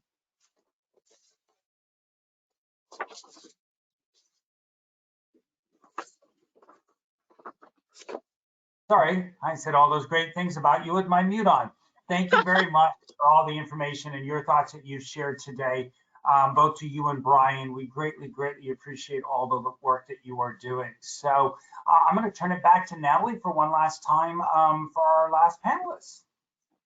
Thanks, Robert. But first, let's play a little road trip game.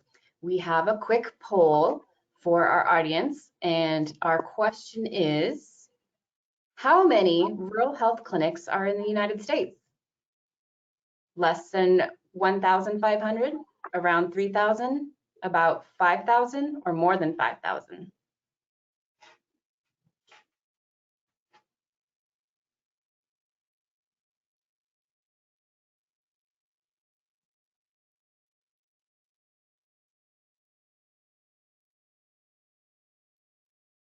Okay. If you selected more than 5,000 rural health clinics in the United States, then you are correct. So the next question is, what about community health centers? Well, there are over 3,600 community health centers or health center lookalikes in the US, and combined, these essential health service facilities, are the backbone of our primary care infrastructure, especially in rural America. So our final panelist, I'm truly honored to introduce you to Dr. Julie Wood. She's our first panelist. She is the Senior Vice President for Research, Science, and Health of the Public with the American Academy of Family Physicians.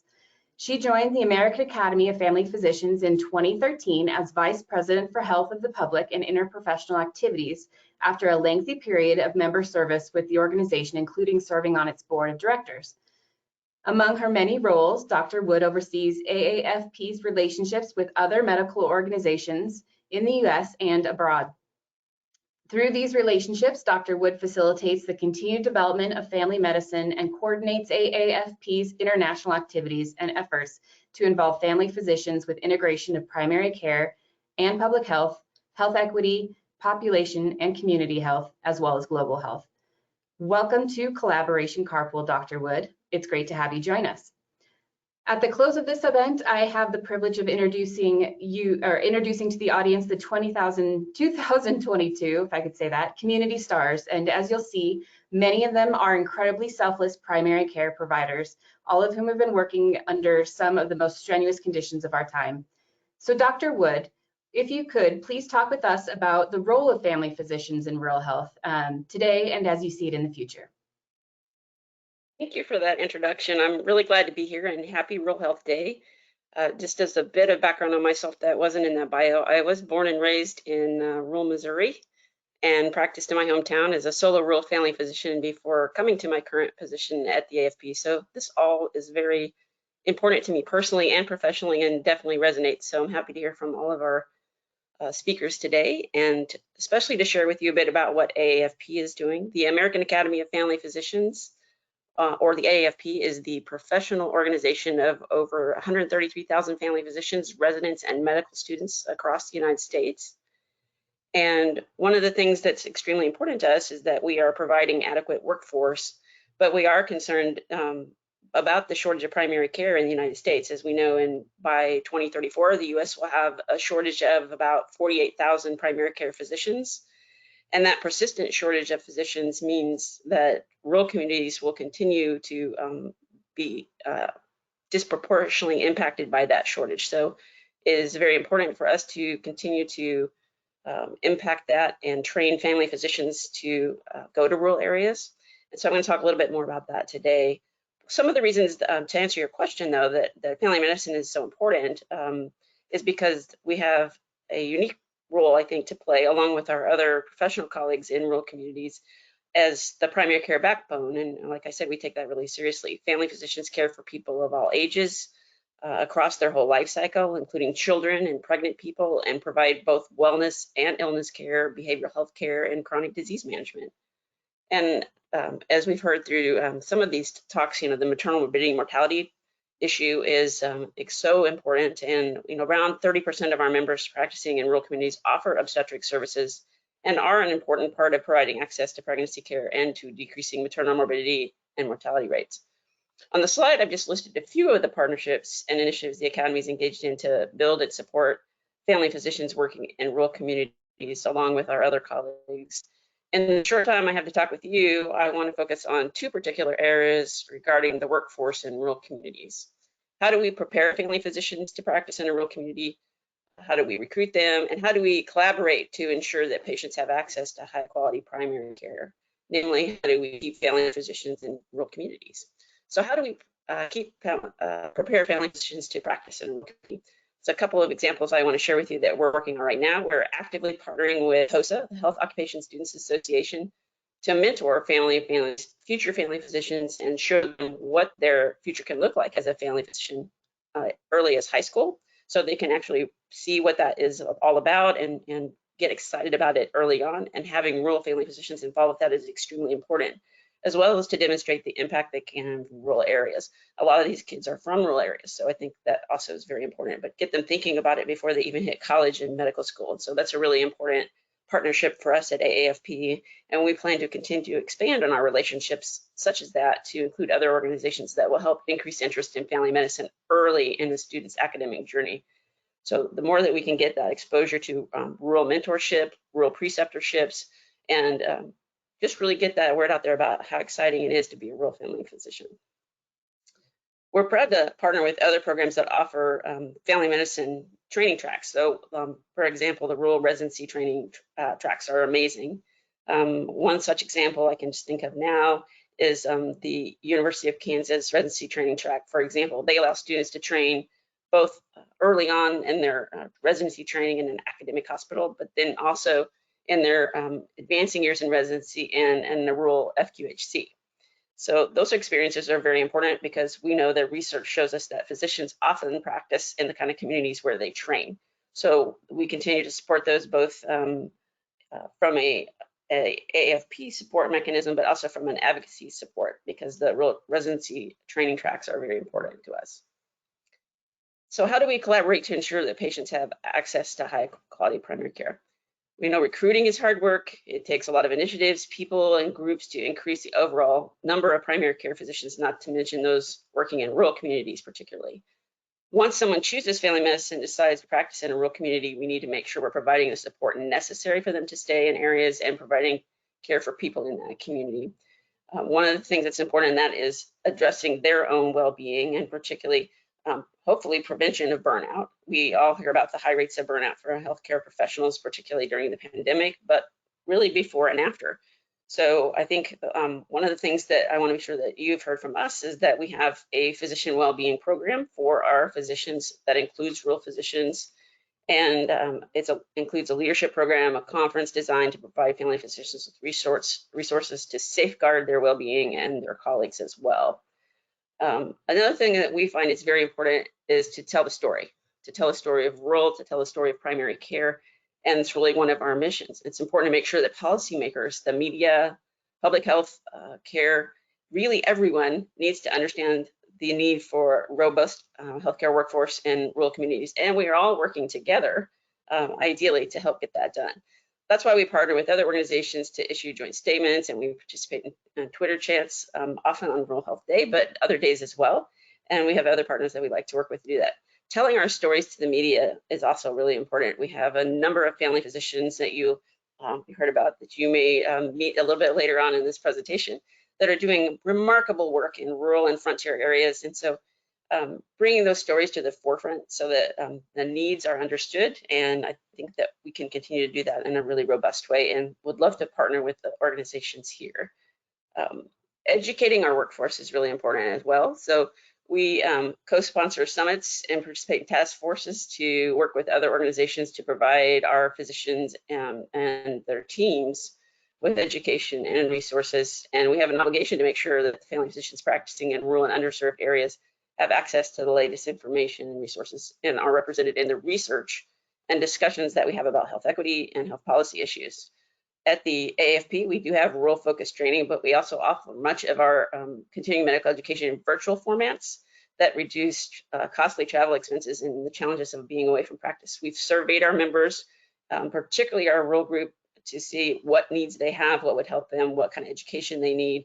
Often they like by rural for rural, and we have done that. And then they like the ability to sign on virtually. We had one of our first live streams at the AFP pre-pandemic was for our rural members. Advocacy. So there's finally not so much, only so much we can do without policy, kind of like what Dr. Castucci was saying. We must continue to advocate, and that's often with many of you, but to support primary care and the delivery of healthcare in rural communities. So I know we're not alone in advocating, but some of our key issues have been around payment reform, expanded broadband, and such wonderful presentations today, the integration of behavioral health, and the payment principles that support that integration, because we all know behavioral health can be a very big challenge in the rural communities. Excuse me.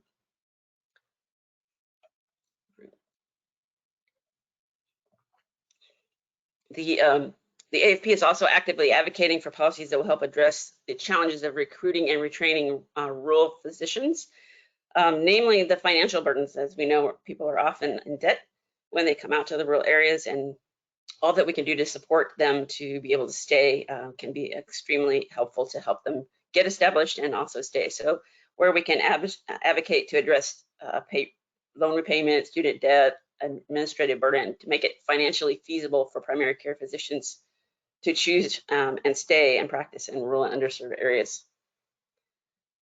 In conclusion, I want to share an example with you about collaboration, as many people have, and something I think is really important about how we can all work together. Earlier this year, our AFP News, which goes out to our members, highlighted a family physician in the rural southeast of the US. She's actively involved in a very small practice, delivers babies, and she's also very involved in decreasing the maternal morbidity and mortality rates in her community and really her state. She's done an outstanding job, and we featured her and talked a bit about what we're doing around maternal morbidity and mortality. A young physician in a rural Midwest community was facing the closure of her obstetrical unit at that very time, and she read that article. That more established doc was also the leader of our member interest group in obstetrics. So her information was in this article, and the physician that was that's OB unit was under threat of being closed contacted the AFP, and they put her in contact. We all talked together, and I was able to talk with our colleagues that we work with regularly at the National Rural Health Association and share the situation. The unit was going to close within a few weeks. There was board action occurring and a lot of different activities, and the community had yet to find out about it. So there was a lot going on there, and after some quick discussion, I'm very grateful to our National Rural Health colleagues who got them in touch with with the USDA. So here we have the USDA helping out. They got a USDA grant, and they're working on what they need to do to potentially keep this unit open, which serves a broad area. It's a critical access hospital where that would require much more driving for these patients to deliver, to have safe deliveries and care for their newborns. So this is a stopgap measure, but I think the power of collaboration is very well described here and demonstrated, and hopefully we will be able to keep that unit open for them, but I'm excited that that was able to at least even occur and happen rapidly. And it happened by these kinds of connections like we make on our webinar today. So because of these kinds of engagements, we continue to be able to help our members and their patients and communities. So I'm excited to continue to be able to have these discussions and would be eager to continue to work with all of you. I'm always glad to see any kind of collaboration, big or small, that allows us to address these kinds of workforce issues and access issues. But most importantly, I'm grateful for the collaboration that allows us to provide high quality care to patients in rural communities. Thank you for having me today. Thank you, Dr. Wood. That was such a great example of collaboration coming together. So thank you so much for sharing that. Such important information for us to keep in mind. So now I'm equally excited to introduce our final panelist today. Our panelist for this event, it's Mary Zalanzi. Mary began her career in 1989 at the Finger Lakes Community Health Center as a community health worker. This role expanded into several roles within the organization, including work in program development, finance, and administration. Appointed as CEO in 2006, Mary continued to seek opportunities to build on the successes of this growing FQHC. Mary is also a board representative for Region 2 as a member of the National Association of Community Health Centers. What you'll hear loud and clear from Mary today is that her focus has always been to ensure the provision of access to culturally appropriate quality healthcare services to her underserved community in upstate New York. So Mary, thank you so much for joining us. Thank you. Yeah. So community health centers, like rural health clinics and critical access hospitals, are critically important to the healthcare infrastructure, and yet in some ways FQHCs are, they fill a role, a little different gap in our rural health system. So please talk to us about that and the ways that the Finger Lakes is addressing rural health disparities in your state. Thank you so much, and happy Rural Health Day, everybody. This is a really great day. I live in a rural community of upstate New York, and I'm really happy to be here on behalf of community health centers. So my role today is to talk to you. I want to talk to you about community health centers. I am an active participant, a board member of the National Association of Community Health Centers. And I really appreciate this opportunity to talk about health centers and the important role that they play in providing comprehensive, high quality, and culturally competent healthcare services across the U.S. I also want to talk a little bit about my organization, a rural community health center program in upstate New York, and how we are addressing the many challenges that our rural communities here face and how some of those challenges are being addressed. By no means are what we're doing standalone. There's so many rural community health centers across the United States that are doing some fantastic work in really bringing great services to the communities that we all serve. So what's a community health center? There are 1,400 HRSA-supported community health center organizations in the U.S., of which 40% are in rural areas of this country. We are also known as FQHCs, Federally Qualified Health Centers. So if you hear those two words, Community Health Center, FQHC, it's interchangeable. There's no difference. The 1,400 community health centers across the country operate over 14,000 health delivery sites. Community health centers are not-for-profit organizations that are governed by a patient-directed board of directors. Health centers offer affordable services to all of the patients that we serve, with a focus on providing access to the most vulnerable communities across this nation. Health centers are leading the charge by integrating medical, oral health, mental health, substance use services, pharmacy, advocacy, and a host of other health-related social care programs. With a focus on care coordination, community health centers are able to combine the use of advanced technologies, data analytics, and patient-centered compassionate care to improve health outcomes for our patients. We are also economic engines for the communities that we are located in. We buy local, we hire local, and we provide a strong level of economic stability. We reach out with care in multiple ways, including mobile programs, school-based health, and other off-site locations. Collectively across the country, community health centers employ over 300,000 employees. In 2021, community health centers collectively provided care to over 30 million individual patients in the United States. Additionally, our COVID response reached the most difficult communities to serve with life-saving testing, vaccine access, and care.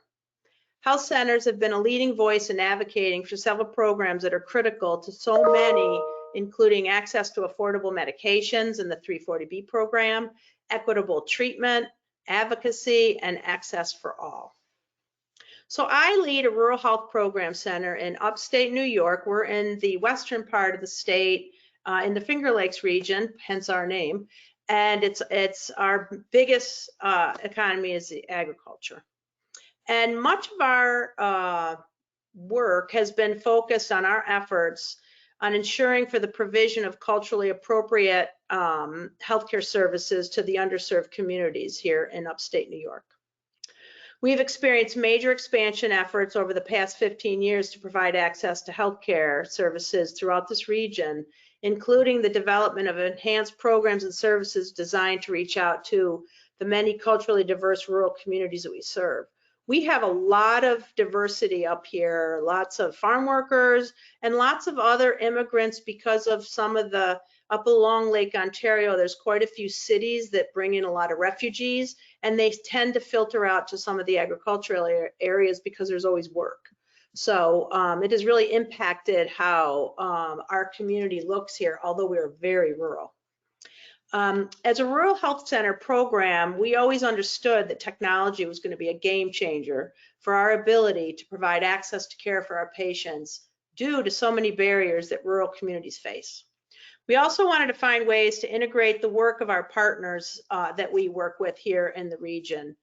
In 2006, we began to build our telehealth capabilities by reaching out and building partnerships with specialty care providers that our patients needed to access but were unable to benefit from because they couldn't get to where they needed to go to see those providers, stigma, the inability to travel, maybe they didn't have a car, maybe they didn't have money to put gas in the car, and also other financial issues they might be facing. So over those 15 years, we've developed multiple telehealth programs culminating in the build out of our newest site, which we call our virtual health center. We have also taken our own lessons learned to encourage and train other rural partners that we have to adopt telehealth technologies, connecting a wide variety of those healthcare providers through innovation. Although we understand that telehealth cannot supplant in-person care, we have seen the value of its positive impact on our patients' ability to be well. We also lead an FCC-funded broadband coalition of many of our rural partners, making broadband access a reality that before was a major barrier here in our region. Our telehealth work has been extremely successful, particularly in helping our rural patients access care, who are able to get that care by coming back to their respective health center, whom they trust, and to get their care delivered via technology to a distant provider. This also helps to reduce stigma, as no one knows why a patient might be coming into one of my health center sites for care. It also helps to, the telehealth work also helps to retain critical providers for us and to offer those providers educational trainings that they might not otherwise have access to. One of the issues that we face as a rural health program here is that, we hire a lot of new mid-level providers for our practices, and many of them come to us without a lot of experience yet to deal with some of the multiple chronic issues that our patients present with. As we built our telehealth programs, we always use this work to give our providers a means of furthering their knowledge base by encouraging them to participate in telehealth visits with the distant provider. So in the room, you'd have the patient, the primary care provider, along with the specialist who would be on the camera. Our primary care provider is able to share their concerns and talk through the patient's care plan with the specialist. Where else could you have primary and specialty care happening at the same time? Also, the specialist, the primary care provider, and the patient all build a plan together, and they all hear the same thing. Our telehealth model has also allowed for additional support to come in to the visit, such as maybe we need a warm handoff to a behavioral health counselor, a certified peer from a partner substance use treatment program, or an interpreter for a non-English speaking patient. Our providers are able to build relationships with specialty care and other providers, increase the level of quality of care that they're able to deliver due to a higher level of knowledge, as well as bringing care closer to home for our rural patients. This has been a real retention tool for us as well. It's a career builder to help our providers develop relationships with others and also provide them with cutting-edge technologies to use in their practice. We've embraced this we have embraced technology and adopted this technology to add to our list of services that we offer via access with telehealth access. So right now we offer services to our rural patients for child and adult psychiatry, counseling, primary care, nutrition counseling, HIV care, pediatric neurology, pediatric dentistry, Hep C treatment, MAT for substance use treatment, transgender hormonal support, retinopathy screenings, dermatology, remote patient monitoring, and a couple other items that we provide care with. Community health centers, you know, a lot of us are adopting some of these technologies, all those great broadband programs that are out there, a lot of us access them. It's really critical to our success. But we believe that we are really important as the safety net provider in this country, along with some of our partners, particularly in rural communities, because unlike in some of our more urban settings, we usually are the only choice that people have. So we want to make sure that we provide the absolute best care, which we believe that we do. Through our collective work, health centers will continue to be a trusted partner in care, as well as offering those services that will promote better outcomes for all those patients that we serve. And so I want to thank all of you for this and wish you all a happy National Rural Health Day. Thank you. Thank you, Mary. And thank you so much to all of our panelists, our collaborators today. And special thanks to my co-driver, Robert. We appreciate all of you sharing your knowledge with us this afternoon. But before we end this collaborative road trip, it is truly a pleasure to steer your direction toward the screen and have a look at this year's outstanding community stars. These are people and organizations that are driving change and going the extra mile for the nearly 61 million people living in rural America. The Community Stars ebook is also available online, and you can just access that by visiting thepowerofrural.org. Lastly, you'll be receiving an email with a link to a survey that we hope you will take a few moments to complete. Your feedback means the world to us. We will also include the link in the chat box. Thank you again, and we'll see you next year on the third Thursday of November, 2023, to continue our celebration of National Rural Health Day. Everybody.